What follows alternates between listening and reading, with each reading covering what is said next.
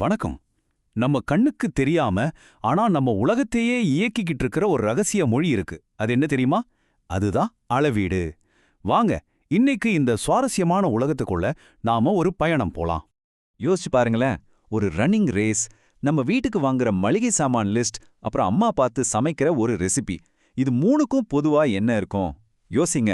இதுக்கான பதில்ல தான் நம்ம டெய்லி லைஃப்ல மெஷர்மெண்ட்ஸோட எவ்ளோ கனெக்ட் ஆயிருக்கோங்கிற ரகசியமே இருக்கு. சரி, நாம இன்னைக்கு என்னென்னலாம் பார்க்க போறோம்னா, நாம ஏன் அளவிடுறோம், அறிவியலோட மொழினா என்ன, அப்புறம் இந்த உலகத்தையே ஆளுகிற ஒரு சிஸ்டம், அந்த அற்புதமான 7 யூனிட்ஸ், மாஸ்க்கும் வெயிட்டுக்கும் என்ன வித்தியாசம், கடைசியா துல்லியம் ஏன் அவ்வளோ முக்கியம், இதெல்லாத்தையும் தான் பார்க்க போறோம். நாம ஏன் எதையுமே அளக்கணும்? ரொம்ப சிம்பிள். குழப்பத்தை எல்லாம் நீக்கி ஒரு தெளிவை கொண்டு வரத்தான். மெஷர்மெண்ட்டுங்கிறது இந்த பெரிய உலகத்தை நாம புரிஞ்சுக்க உதவுற ஒரு மேப் மாதிரி. அது மட்டும் இல்லைன்னா நாம எங்க போறோனே தெரியாம திக்குமுக்காடி போயிடுவோம் இல்லையா? இன்னும் சிம்பிளா சொல்லணும்னா, உங்க ஹைட்டை கண்டுபிடிக்கிறீங்க இல்லையா? இல்ல கடையில போய் பால் வாங்குறீங்க. இதெல்லாம் மாதிரி தான். அதாவது நமக்கு ஏற்கனவே தெரிஞ்ச ஒரு ஸ்டாண்டர்ட் அளவை, அது அடியா இருக்கலாம், லிட்டரா இருக்கலாம், அதை வச்சு தெரியாத ஒரு பொருளோட அளவை நாம கண்டுபிடிக்கிறோம். இதுதான் மெஷர்மெண்ட்டோட பேசிக் கான்செப்ட். ஓகே, இப்போ கொஞ்சம் சயின்ஸ் பக்கம் போலாம். அறிவியலோட மொழிக்குள்ள நுழைவோம் வாங்க. இந்த உலகத்தை விவரிக்கிறதுக்கு விஞ்ஞானிகள் பயன்படுத்துற வார்த்தைகள் தான் இயற்பியல் அளவுகள், அதாவது பிசிக்கல் குவான்டிட்டிஸ். அப்படின்னா என்ன? ரொம்ப சிம்பிள். எதையெல்லாம் நம்மால அளக்க முடியுமோ அது எல்லாமே ஒரு பிசிக்கல் குவான்டிட்டி தான். உதாரணத்துக்கு நீளம், நிறை, நேரம், இப்படி எதை வேணாலும் சொல்லலாம். இத இன்னும் நல்லா புரிஞ்சுக்க வாங்க கலர்ஸோட ஒப்பிட்டு பார்ப்போம்.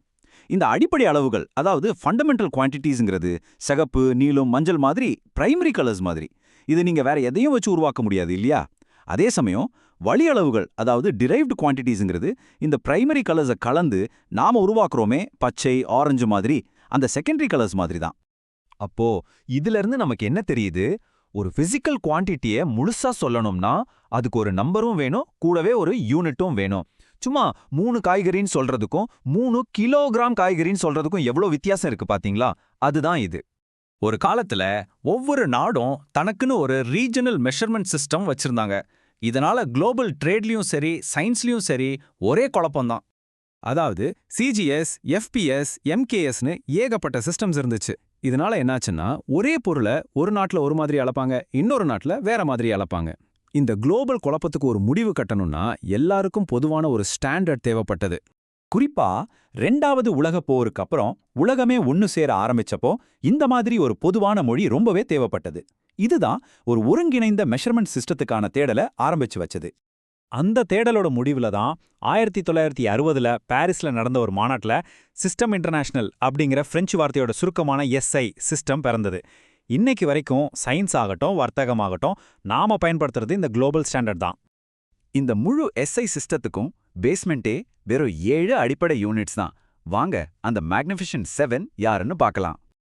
இப்போ நீங்க பார்க்கறது தான் எஸ்ஐ சிஸ்டத்தோட இதயமே.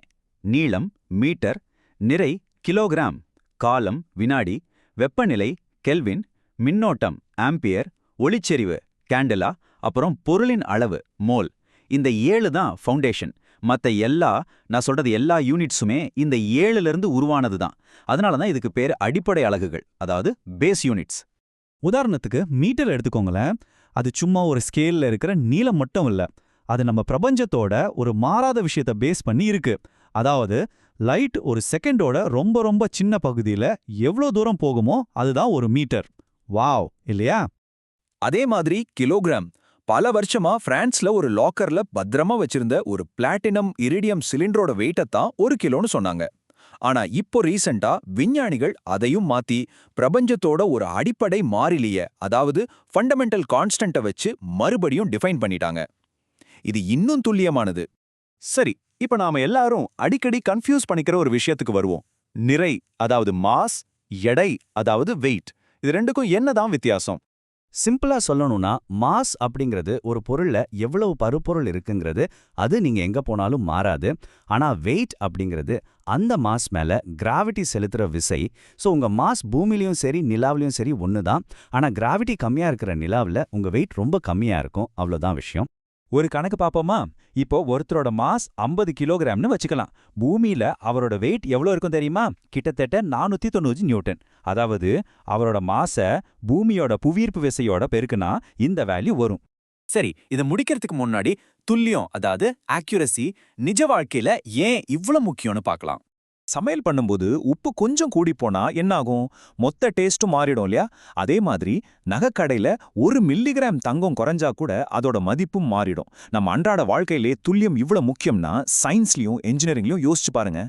நம்ம கண்ணுக்கு தெரியற இந்த உலகத்தை அளக்கறதுல நாம எக்ஸ்பர்ட் ஆகிட்டோம். ஆனா நம்ம சந்தோஷம், நம்மளோட அறிவு, இல்ல இந்த டிஜிட்டல் உலகத்துல இருக்கிற டேட்டா, இந்த மாதிரி கண்ணுக்கு தெரியாத விஷயங்களை நாம எப்படி அளவிடுறது?